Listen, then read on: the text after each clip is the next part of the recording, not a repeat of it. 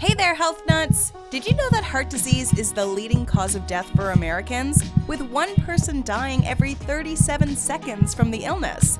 If you're suffering from heart disease, you need to be careful of which exercises you're doing. Let's discuss 4 exercises to do if you have heart disease. We'll also name a few to avoid. From swimming to biking to a nice light jog, there are still so many productive workouts that heart patients can take part in. Let's begin, shall we? Number 1. Swimming. Were you aware that swimmers have about 50% less risk of dying compared to non-swimmers? Sign me up to the nearest community center. When you're a heart patient, any stressful moment in your life can make you feel like you're on the edge of a cliff. What better way to relax than to put on that bathing suit and go for a cool dip in the pool? Swimming is among the healthiest exercises your body can undergo. Not only does it help you to gain muscle and assist with injuries, swimming is also a natural stress reliever. Seriously, exercising in water is known to boost your mood.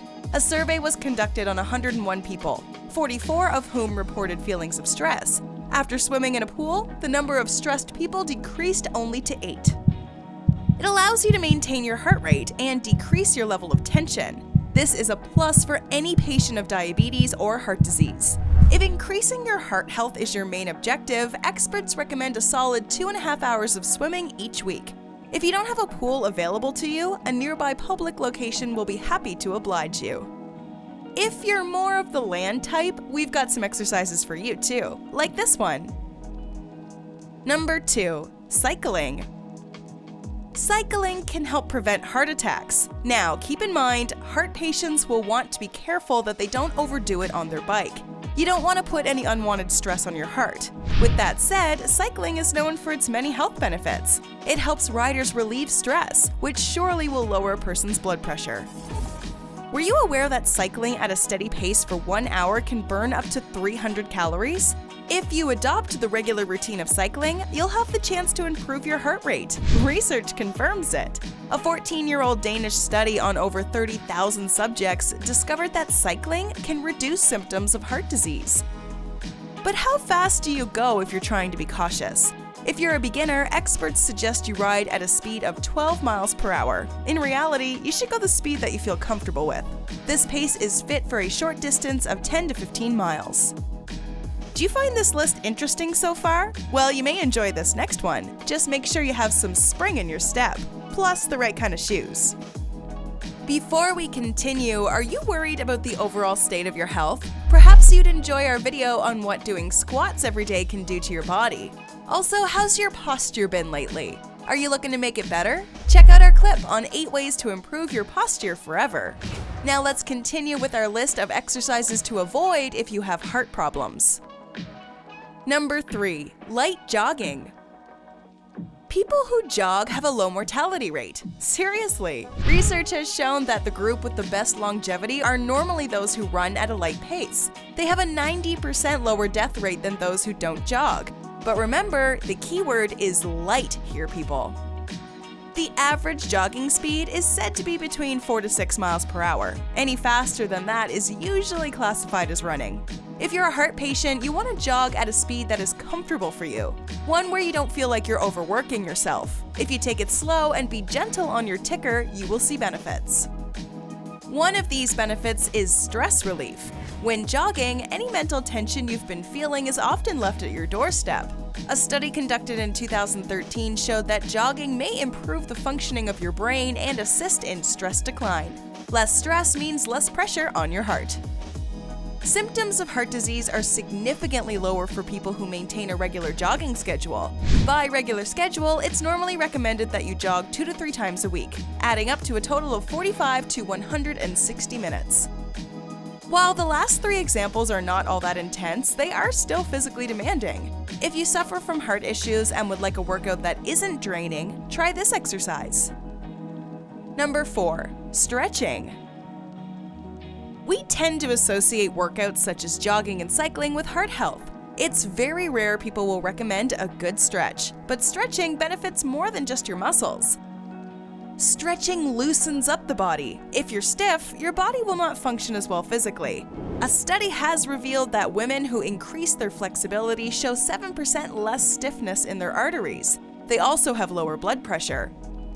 Stretching relieves stress. If you're succumbing to life's problems, your body will show this tension through your physical posture. By stretching, you're lengthening your muscles, increasing your blood flow, and improving your circulation. There are some great basic stretches you can do from the comfort of your home. These include quadriceps, hamstring, triceps, shoulders, and back.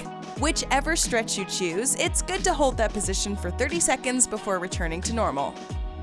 Now, let's flip things over and discuss some exercises you should avoid. Before we continue, we would like to thank Pure Gum for sponsoring this video. Pure Gum is the leader of sugar and aspartame-free gums and mints, with a great taste that doesn't hold back in flavor. Pure Gum is sold in 25 different countries around the globe. Pure Gum. Live pure. Click on the links in the description below to order or know more. Number 1. Planks.